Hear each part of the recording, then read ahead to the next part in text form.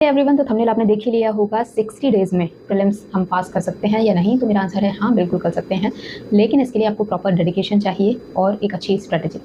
चलिए स्टार्ट करते हैं आज का वीडियो।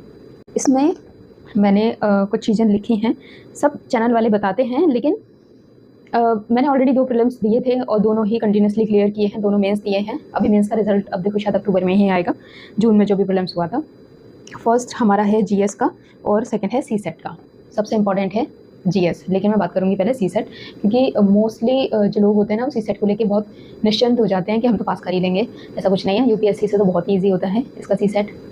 तो आता क्या है, हिंदी आएगी, इंग्लिश आएगी, रीजनिंग और मैथ्स आएगी, ठीक है। तो मेरा क्या है कि मैं मैथ में वीक हूँ, तो मैं मैथ नहीं करती, मैं करती हूँ हिंदी, इंग्लिश, रीजनिंग। इन तीनों में मैं आराम से पास हो जाती हूँ। मेरा कभी भी ऐसा नहीं हुआ कि मेरा यूपीपीसीएस का सीसेट क्लियर ना हुआ हो, ठीक है। तो इसमें आपको क्या करना है, पहले हिंदी का मैं आपको बता देती हूँ। हिंदी में ना एक जो पैराग्राफ आता है, तो मुझे लगता है कि पैराग्राफ तो बहुत ईजी आता है। अगर आप प्रीवियस ईयर के क्वेश्चन पेपर आप देखोगे तो उसके आप पैराग्राफ्स देखना और उन PYQs को सॉल्व करने की कोशिश कर लेना। पैराग्राफ इजीली आप सॉल्व कर लोगे, मार्क्स आपके पूरे मिलेंगे।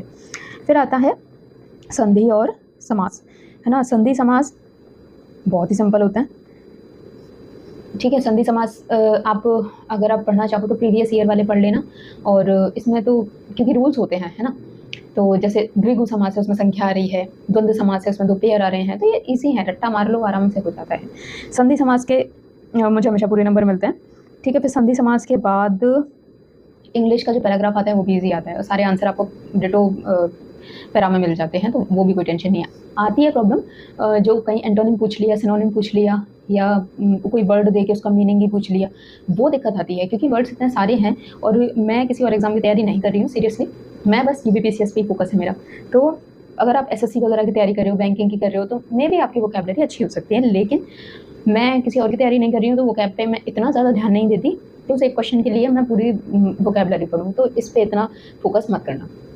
पैराग्राफ कर लेना अच्छी तरह, वो आपका आंसर आपको सारे मिल जाएंगे, ठीक है। और इंग्लिश में अदर जो क्वेश्चन आते हैं ना वो भी आप कर लोगे, एंटोनिम सिनोनिम जो होते हैं जनरली आप अगर चाहो तो यूट्यूब पे जो वीडियोस आती है ना कि जितने जैसे RO ARO का तो मुझे एक्चुअली पैटर्न नहीं पता, लेकिन अदर्स जो एग्जाम होते हैं उनमें वोकैबुलरी के क्वेश्चन आ रहे हैं, वो वीडियो देख लेना।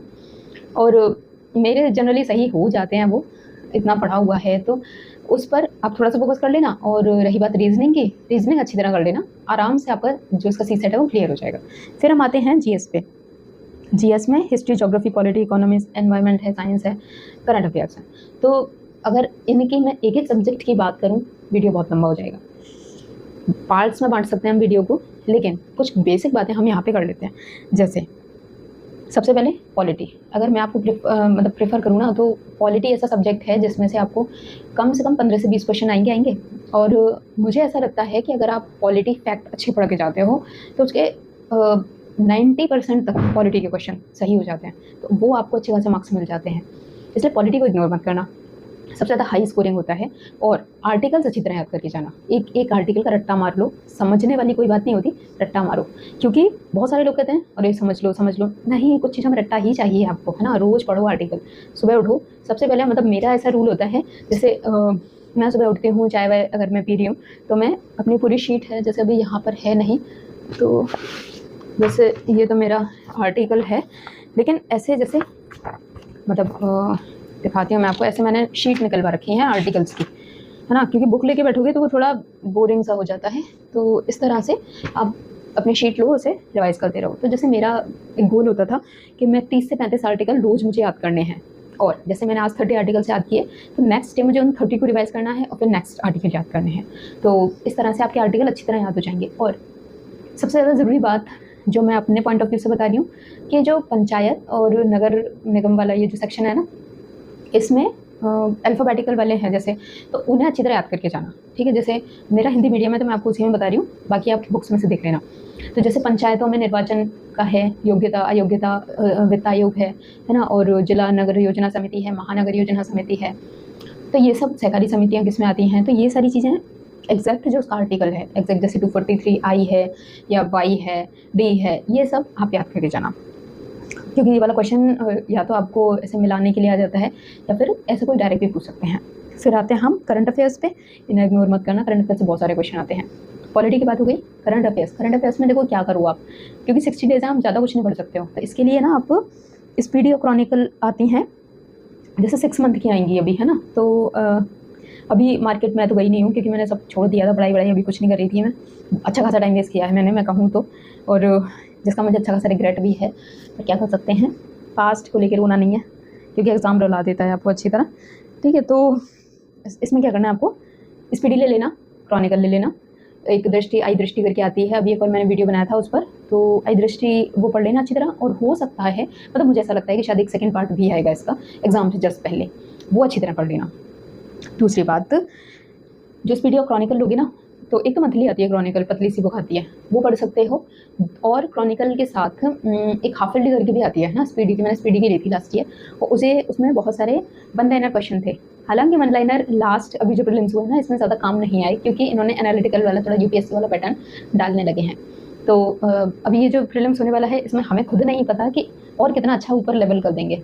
लास्ट में तो देख ही लिया, लोग लिटरली सबके मुँह लटके आए थे एग्जाम से जब निकले थे, तो लेकिन जिसकी तैयारी थी उसका क्लियर हो गया, तो हो सकता है थोड़ा सा और टफ हो जाए। तो अब जो आप टॉपिक पढ़ोगे ना, उन्हें वन लाइनर की जगह, जैसे कि रुद्रम क्या है, त्रिशूल क्या है, ये केवल ये नहीं पढ़ना आप, है ना, कि ये एंटी टैंक गाइडेड मिसाइल है, या ये ड्रोन है, या यूएवी, मतलब ये सब नहीं पढ़ना आप, इसको थोड़ा सा डिटेल में पढ़ना है कि बनाया किसने है, इसकी पेलोड क्षमता कितनी है, जैसे कितनी दूरी तक जा सकता है, किस किसने मिलकर बनाया है, अगर कोई जॉइंट वेंचर है, तो वो आपको ज़रूर ध्यान रखना है, क्योंकि अब ऐसे क्वेश्चन आने की संभावना ज़्यादा होगी, ठीक है। फिर आते हैं, जैसे हमारा हो गया पॉलिटी और करंट अफेयर्स, उसके बाद आप ज़रूर पढ़ना ज्योग्राफी, ठीक है। ज्योग्राफी में वर्ल्ड ज्योग्राफी पे ज़्यादा ध्यान देना, और वर्ल्ड ज्योग्राफी के लिए मैं आपको सजेस्ट करूँगी यूट्यूब पे वीडियोस देखो, है ना। बुक में ऐसे पढ़ोगे तो बुक में नहीं समझ में आएगा आपको, क्योंकि बुक में बहुत सारा मैटर होगा और कंफ्यूज हो जाते हैं कि क्या पढ़ें क्या आ सकता है। लेकिन जो यूट्यूब वीडियोस पे ना वो लोग खुद से इंपॉर्टेंट वगैरह छांट के, या अदर्स जो एग्जाम में आते रहते हैं क्वेश्चन, वो दिए होते हैं ना, तो उसमें से क्वेश्चन आने की संभावना बढ़ जाती है, वो कर लेना। और इंडियन ज्योग्राफी तो आप एनसीईआरटी आई होप आपने पढ़े हैं, या नहीं भी पढ़े हैं तो आप उनके पीवाईक्यूज करना और एमसीक्यूज करना, ठीक है। पीवाईक्यूज मैं इसलिए बोल रही हूँ क्योंकि यूपीपीसीएस में प्रीलिम्स में जो पिछले साल के क्वेश्चंस हैं, वो आने की संभावना थोड़ी सी रहती है, ज़्यादा नहीं, मतलब 2-4 क्वेश्चन आ जाते हैं। यूपी का पार्ट बहुत कम कर दिया है, तो यूपी के बारे में इतनी टेंशन लेने की ज़रूरत नहीं है। फिर पॉलिटी, एनवायरनमेंट हमारा नहीं हुआ अभी, ओके। इकोनॉमी और हिस्ट्री, तो हिस्ट्री में तो आपको मिडाइवल और एंशिएंट और मॉडर्न, ये भी मैं ये कहूँगी फैक्ट पढ़ो, आप डिटेल में मत पढ़ो, क्योंकि डिटेल तो मतलब मेंस के लिए बहुत ज़रूरी है। लेकिन अगर जैसे कुछ लोग कहते हैं ना घटना चक्र पूर्वावलोकन, मुझे नहीं पता लोग इतना हाइप क्यों बना रखी है घटना चक्र की, मैंने अभी तक नहीं पढ़ी, सीरियसली मैंने एक भी बार नहीं पढ़ी, मैंने नई की नई सारी मेरी घर पे रखी हुई हैं, और 6 की 6 मैं लाई थी पूरी, और पर मैंने एक भी बार नहीं पढ़ी, क्योंकि मुझे देख के ही वो इतनी बल्कि बुक्स हैं, मेरा एक बार भी मन नहीं करता कि मैं घटना चक्र उठा के पढ़ लूँ। मेंस में पढ़ी है, मेंस में अच्छा है उसका मैटर, लेकिन प्रीलिम्स के लिए यार जैसे बोलते हैं ना घटना चक्र पढ़ो इसी से पास हो गए, ऐसा कुछ भी नहीं है। अगर आपके सोर्सेज अच्छे हैं और आप और कहीं से भी अच्छा पढ़ सकते हो, तो घटना चक्र पढ़ने की ज़रूरत मुझे नहीं लगती, क्योंकि मैंने अभी तक जो पास किए हैं 2 प्रीलिम्स, मैंने एक बार भी घटना चक्र नहीं पढ़ी है। फिर हिस्ट्री में भी आप जो है ना एमसीक्यूज ही करो, क्योंकि जैसे हिस्ट्री में क्या आता है, जैसे मॉडर्न में आ गई कि ये संधि कब हुई थी, एग्जैक्ट डेट आती है उसमें, है ना, तो ये कब हुआ था, ये कब हुआ था, ऐसे आते हैं। मिडाइवल में आते हैं थोड़े से एनालिटिकल, है ना, जैसे मुगलों के जो क्वेश्चन आ जाते हैं, तो वो थोड़े से एनालिटिकल आते हैं।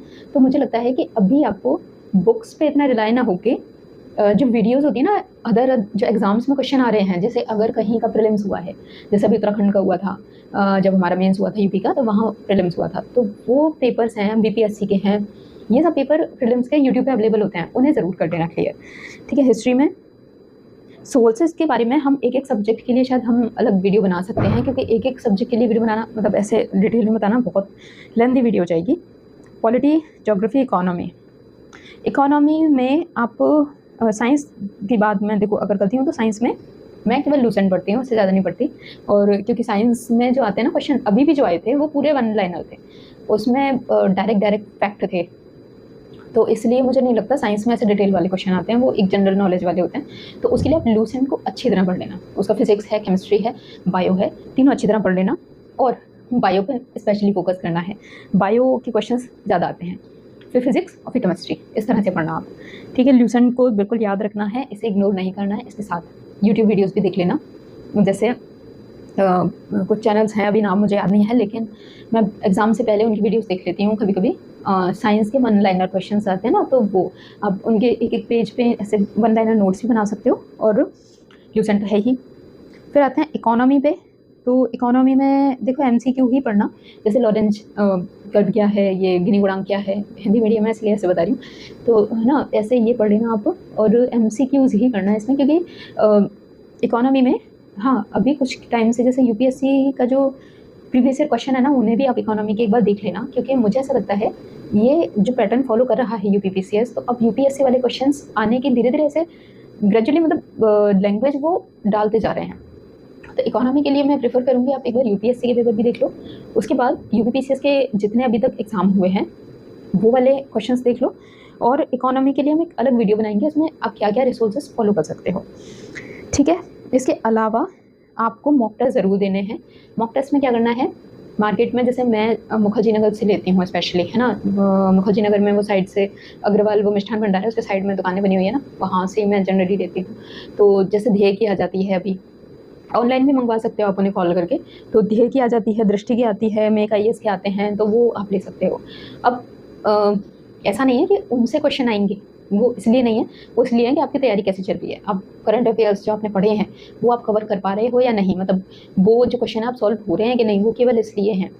तो मुझे नहीं लगता कि इनमें से जो ये भी टेस्ट सीरीज आती हैं मार्केट में, उनसे पेपर में काफ़ी सारे क्वेश्चन आ जाते हैं, ऐसा कुछ भी नहीं है। क्योंकि मैंने जो पेपर दिया था लास्ट टू लास्ट वाला, तो मैंने बस 5 टेस्ट सीरीज़ की थी, वो भी शायद ध्येय की थी, उसमें से गिनती के 1 या 2 क्वेश्चन आए थे, मतलब 5 टेस्ट सीरीज़ में आप सोचो 150 क्वेश्चन होते हैं एक टेस्ट में, है ना, तो 150 में से अगर 5 में टेस्ट सीरीज़ करके जा रही हूँ, उसमें क्वेश्चन आया था 1 या 2, तो इसलिए उस पर ज़्यादा रिलाई मत करना, लेकिन वो देना इसलिए ज़रूरी है कि आप जो एग्जाम में 150 क्वेश्चन का जो आपको फॉर्मेट मिलेगा ना, वो आप सॉल्व कर पा रहे हो या नहीं विद इन टाइम, और ओएमआर शीट आप भर पा रहे हो या नहीं ठीक से, बबल सही से कर पा रहे हो या नहीं, ये सब के लिए। वरना मॉक टेस्ट पे आप इतना प्रेशर मत देना कि नहीं नहीं मेरे मॉक टेस्ट रह गए, अब मैं कैसे करूँगा, मैं पास नहीं हो पाऊँगा, ऐसा कुछ भी नहीं है, तैयारी अच्छी है, पास हो जाओगे। लास्ट ईयर मैंने कोई मॉक टेस्ट नहीं दिया। फिर घटना चक्र हमें पढ़नी है या नहीं, अब टाइम नहीं है घटना चक्र पढ़ने का, इतनी इतनी मोटी बुक है वो, कैसे पढ़ोगे, एक पढ़ोगे सारा रह जाएगा, इसलिए क्वेश्चन जो एमसीक्यू वाले फॉर्मेट है ना उन्हें पढ़ो। हाँ एक चीज़ कर सकते हो, घटना चक्र के जो एमसीक्यूज़ हैं वो कोशिश कर लो, अगर आपको बहुत ही ज़्यादा मन में आ रहा है कि नहीं घटना चक्र नहीं की तो मैं पास ही नहीं होगा, तो वो करके चले जाओ। बाकी तो कोशिश करो कि एमसीक्यूज़ आपको ज़्यादा से ज़्यादा, जैसे अभी पता है मार्केट में एमसीक्यू वाली बुक भी आने लग गई हैं, जैसे एनसीईआरटी के सारे एमसीक्यू बना के आपको एक पूरी बुक में दे रहे हैं। तो मुझे बस ऐसा लगता है यार कितनी बुक पढ़ोगे, कितना मैटर है मार्केट में, क्या क्या पढ़ लोगे, टाइम लिमिटेड होता है, बस एग्जाम पास करना है, प्रीलिम्स है ना, आपकी जो कट ऑफ बनेगी वो मेंस से ही बनेगी, तो इसलिए इतना आपको टेंशन नहीं लेना कि प्रीलिम्स में मुझे बहुत अच्छे मार्क्स लाने हैं, बस पास लाने हैं, बस पास होने तक ही लाने हैं मार्क्स। तो आई होप आपको थोड़ा बहुत आइडिया लगा होगा कि इन 60 डेज़ में हमें कैसे करना है। हाँ एक स्ट्रैटेजी बना लेते हैं कि हमें किस किस दिन क्या क्या करना है, वो मैंने अभी खुद नहीं बनाई है, तो मैं अभी आपको नहीं बता सकती, तो आज मैं होपफुली उस स्ट्रैटेजी को बना लूँगी कि मुझे इन 60 डेज़ में कैसे तैयार करना है, ताकि ये जो प्रीलिम्स आने वाला है वो मैं पास कर लूँ, क्योंकि अभी मेंस का कुछ भी नहीं पता, अभी जून में हुआ है, अक्टूबर में रिजल्ट आएगा, कब आएगा, प्रीलिम्स के बाद आएगा, और रिजल्ट में क्या आएगा ये भी कुछ नहीं पता, तो प्रीलिम्स तो देना ही है और पास भी करना है। ठीक, मिलते हैं नेक्स्ट वीडियो में, और अगर वीडियो अच्छी लगी है तो प्लीज़ लाइक ज़रूर करना, और नए हो चैनल पे तो सब्सक्राइब कर देना।